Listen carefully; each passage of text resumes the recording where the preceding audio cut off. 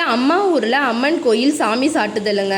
இதுக்காக ஊரே வந்துட்டு கோவிலில் கூடியிருக்கும். வீட்டில் நாங்கள் என்ன பண்ணுவோன்னா, கயிறில் மஞ்சளை நல்லா தடவிட்டு வேப்பந்தலையை கலசத்தில் வச்சு இந்த கயிறை வந்துட்டு அந்த கலசத்தில் வச்சுட்டு அதை மாரியம்மனாக கும்பிடுவோம்.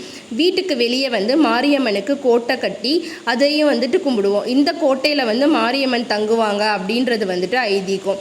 சாப்பாடெல்லாம் செஞ்சு தழுக போட்டாச்சு.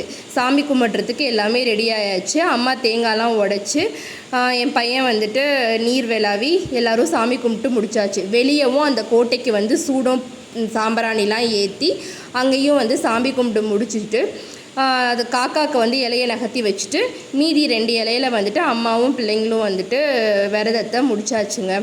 இந்த சாமி சாட்டுதல் எதுக்காகனா, நெக்ஸ்ட்டு வீக் திருவிழா ஆரம்பிக்குது. அதுக்காக இன்னையிலேருந்து எல்லாருமே சுத்தமாக இருக்கணும், கடவுள்கிட்ட மழை வேண்டி ஆரோக்கியம் வேண்டி இந்த சாமி சாட்டுதலை நிறைவேற்றுவாங்க. இந்த சாமி சாட்டுதல் முடிஞ்ச அடுத்த நாள் மதியானம் எப்படி ஒரு மழை பாருங்கள். இதுதாங்க அம்மனோட அருள். எங்கள் அம்மன் அருள் உங்களுக்கும் கிடைக்கணும்னு நான் வேண்டிக்கிறேன். இந்த மாதிரி வீடியோஸ்க்கு சப்ஸ்கிரைப் பண்ணுங்கள் ஃப்ரெண்ட்ஸ்.